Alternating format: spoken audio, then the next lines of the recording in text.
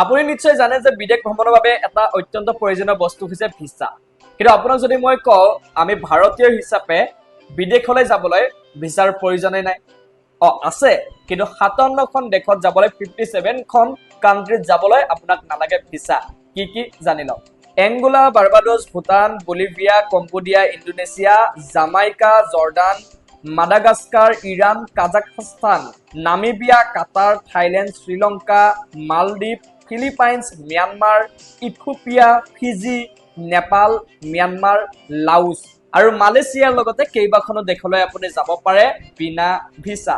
কিন্তু ৰ'ব, এয়া সুখবৰ নহয়, এয়া আপোনালোকৰ বাবে বা আমাৰ ভাৰতীয়ৰ বাবে এটা দুখবৰহে। কিয়নো শক্তিশালী পাছপৰ্টৰ ক্ষেত্ৰত ভাৰতৰ স্থান অৱনমিতহে হ'ল আৰু এতিয়া আমি 57খন দেশলৈ যাবলৈহে ভিছা নালাগে। কিন্তু পূৰ্বে আমি যাব পাৰিছিলো 59খন দেশলৈ বিনা ভিছাত। পূৰ্বে শক্তিশালী পাছপৰ্টৰ তালিকাত ভাৰতৰ স্থান আছিল 80 নম্বৰত, এতিয়া আকৌ সেই স্থান অৱনমিত হৈ গ'ল 85 নম্বৰত। হেনলি পাছপৰ্ট ইণ্ডেক্সৰ প্ৰথম স্থানত আছে ছিংগাপুৰ। ছিংগাপুৰ এতিয়া আমাৰ বাবে অভিশপ্ত, কিন্তু শক্তিশালী পাছপৰ্টৰ প্ৰথম স্থানতে আছে ছিংগাপুৰ, দ্বিতীয় স্থানত আছে দক্ষিণ কোৰিয়া আৰু তৃতীয় স্থানত আছে জাপান।